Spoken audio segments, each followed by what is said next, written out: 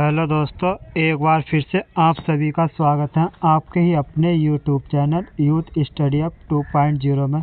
दोस्तों, आज की वीडियो में हम देखेंगे भारतीय भूगोल के अंतर्गत सॉइल इन इंडिया यानी भारत में पाए जाने वाली मिट्टियों के बारे में अध्ययन करेंगे। दोस्तों, ये हमारी भूगोल की 11वीं क्लास है। इससे पहले आपने हमारी अगर 10वीं क्लास नहीं देखी हो तो हमने प्लेलिस्ट बना दी है, आप प्लेलिस्ट में जा कर के देख सकते हैं। तो चलिए फ्रेंड, अब बगैर देरी करे हुए शुरू करते हैं आज की क्लास।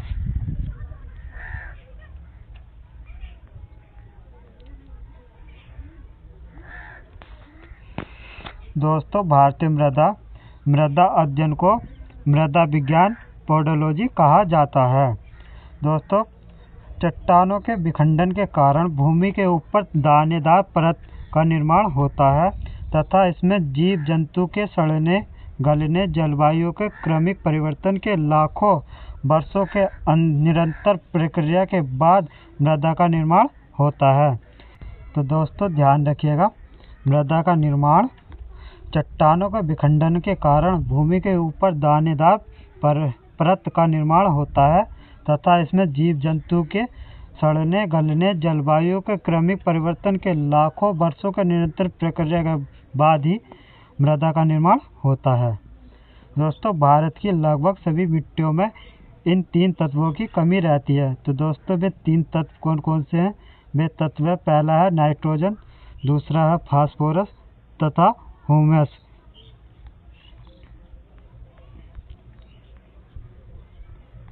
दोस्तों, अब जानते हैं मिट्टी के प्रकार के बारे में। दोस्तों, भारत में मिट्टी 8 प्रकार की पाई जाती है। पहली मिट्टी है जलोढ़, जिसे हम काप मिट्टी भी कहते हैं। दूसरी मिट्टी है काली, जिसे रेगुल मिट्टी भी कहा जाता है। तीसरी है लाल मिट्टी, चौथी है लेटेराइट मिट्टी, पांचवी है पर्वतीय मिट्टी, छठी है सूक्ष्म मिट्टी, सातवीं है लवणीय मिट्टी और आठवीं है दलदल युक्त मिट्टी।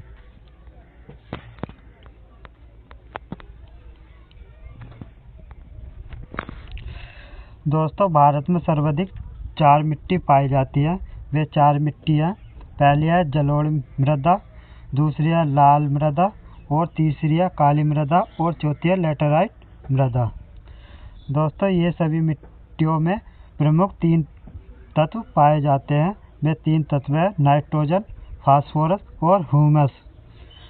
आइए दोस्तों, हम ह्यूमस के बारे में जानते हैं। दोस्तों, यह है भूरे काले रंग का कार्बनिक पदार्थ है। पेड़ पौधे तथा जंतुओं के प्राकृतिक रूप से सड़ने गलने से जो पदार्थ बनता है उसे ह्यूमस कहते हैं। तो दोस्तों, ध्यान रखिएगा, प्राकृतिक रूप से जो पेड़ पौधे हैं और जंतु उनके सड़ने और गलने से जो पदार्थ बनता है उसे हम ह्यूमस कहते हैं।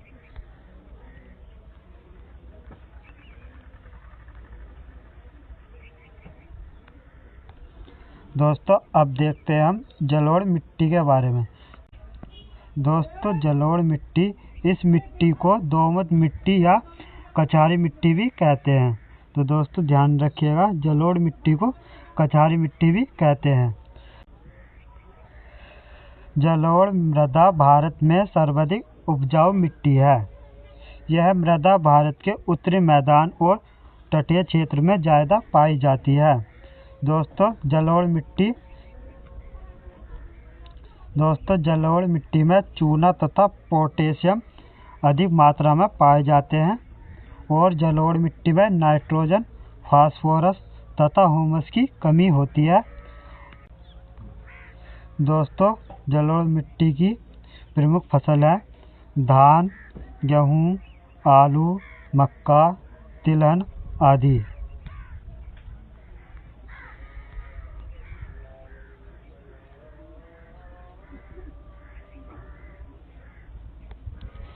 दोस्तों, ध्यान रखिएगा, जलोढ़ मृदा के 2 प्रकार होते हैं।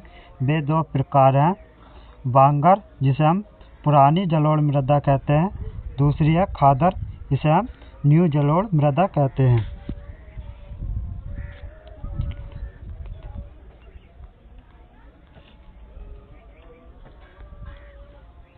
दोस्तों, अब देखते हैं हम काली मृदा के बारे में।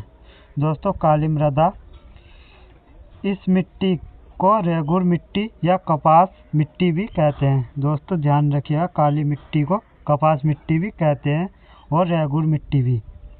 और इस मिट्टी का निर्माण बेसाल चट्टानों के टूटने से होता है। तो देखिए दोस्तों, बेसाल चट्टानें यानी ज्वालामुखी, और ये हमारी बेसाल चट्टानें, और इससे ही निर्माण होता है हमारा काली मिट्टी का। दोस्तों टिनेनिफेरस मैग्नेटाइट के कारण इस मिट्टी का रंग काला होता है। दोस्तों ध्यान रखिएगा, टिनेनिफेरस मैग्नेटाइट के कारण इस मिट्टी का रंग काला होता है। दोस्तों इस मिट्टी के राज्य हैं महाराष्ट्र, गुजरात, मध्य प्रदेश, कर्नाटक आदि, लेकिन सर्वाधिक काली मिट्टी का विस्तार जो है वह है महाराष्ट्र में देखने को मिलता है। इसमें कपास की खेती अधिक होती है। दोस्तों ध्यान रखिएगा, काली मिट्टी में कपास की खेती अधिक होती है।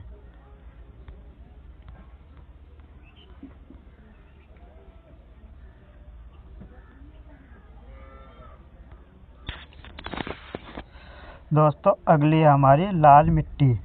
दोस्तों लाल मिट्टी का प्रायद्वीपीय भारत के कम वर्षा वाले क्षेत्र में पाई जाती है। दोस्तों ध्यान रखिएगा, लाल मिट्टी प्रायद्वीपीय भारत के कम वर्षा वाले क्षेत्र में पाई जाती है और इसमें फेरिक ऑक्साइड उपस्थिति के कारण इसका रंग लाल होता है। दोस्तों ध्यान रखिएगा, इसका रंग किसके कारण लाल होता है? तो ये लाल होता है फेरिक ऑक्साइड के कारण। इस मिट्टी में लोहा और सिलिका की मात्रा अधिक होती है। इस मिट्टी का सर्वाधिक विस्तार कहाँ देखने को मिलता है? दोस्तों इस मिट्टी का जो सर्वाधिक विस्तार देखने को मिलता है हमें तमिलनाडु, आंध्र प्रदेश में तथा नागालैंड, महाराष्ट्र और कर्नाटक राज्य में देखने को मिलता है। दोस्तों लाल मिट्टी में जल सूखने की क्षमता अधिक होती है, इसलिए जब यह जलोजित कर लेती है तो इसका रंग पीला हो जाता है।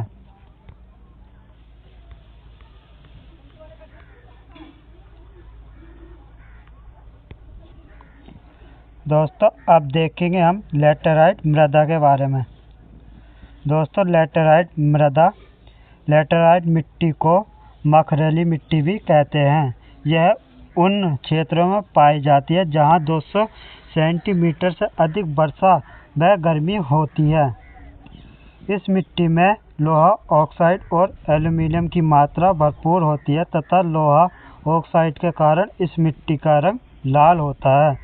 दोस्तों ध्यान रखिएगा, लैटेराइट मृदा का लोहा ऑक्साइड के कारण ही इसका रंग लाल होता है। इस मिट्टी का सर्वाधिक विस्तार केरल राज्य में देखने को मिलता है। साथ ही चाय, कॉफ़ी, इलायची, काजू के लिए यह अधिक उपजाऊ मिट्टी है। तो दोस्तों ध्यान रखिएगा, लैटेराइट मृदा में चाय, कॉफ़ी, इलायची और काजू के लिए काफ़ी अधिक उपजाऊ मिट्टी है।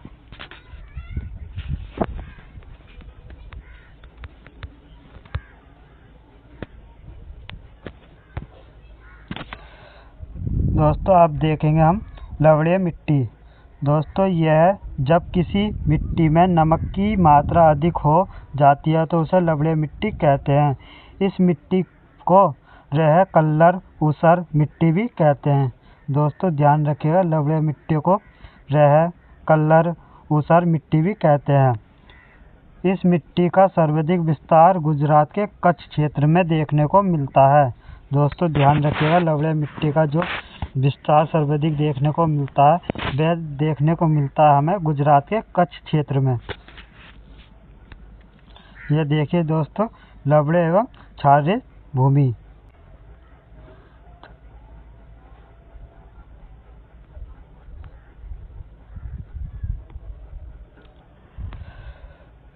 दोस्तों अब देखेंगे हम पर्वतीय मिट्टी के बारे में। दोस्तों यह मिट्टी ज़्यादातर पहाड़ी क्षेत्रों में पाई जाती है और पर्वतीय मिट्टी का खासकर जम्मू कश्मीर, लद्दाख, हिमाचल प्रदेश, उत्तराखंड, सिक्किम, अरुणाचल प्रदेश में देखने को मिलता है।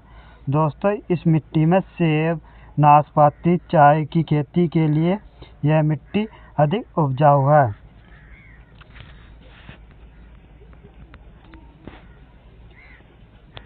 दोस्तों अब देखेंगे हम मरुस्थलीय मिट्टी। दोस्तों इस मिट्टी में नमी की कमी होती है। यह भारत के मुख्य राजस्थान, गुजरात, दक्षिण पंजाब, दक्षिण हरियाणा के क्षेत्र में देखने को मिलता है। मुख्य फसल बाजरा, ज्वार, सरसों आदि मोटे अनाज वाले फसल।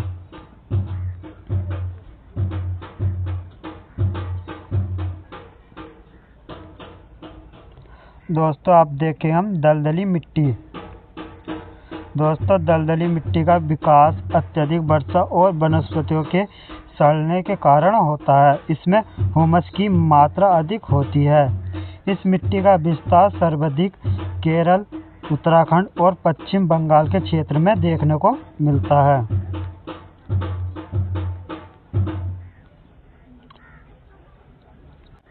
दोस्तों आइए अब देखते हैं इसके कुछ महत्वपूर्ण प्रश्न। दोस्तों पहला प्रश्न है, कौन सी मिट्टी सबसे कम जल धारण क्षमता वाली होती है? तो दोस्तों ये होती है बलुई दोमट मृदा। अगला प्रश्न है, सबसे ज़्यादा जल पौधे को किस मिट्टी से प्राप्त होता है? तो दोस्तों यह होता है चिकनी मृदा से।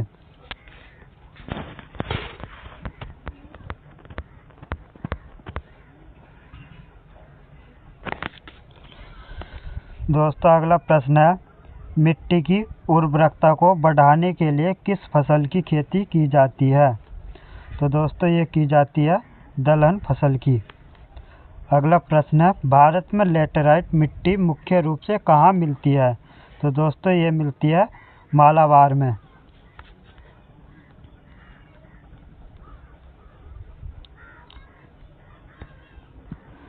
अगला प्रश्न है, कौन सी मिट्टी मालाबार पठार पर बहुतायत मात्रा में पाई जाती है? तो दोस्तों ये पाई जाती है काली मृदा। अगला प्रश्न, भारत में सबसे ज़्यादा क्षारीय मिट्टी कहाँ पाई जाती है? तो दोस्तों ये पाई जाती है उत्तर प्रदेश में।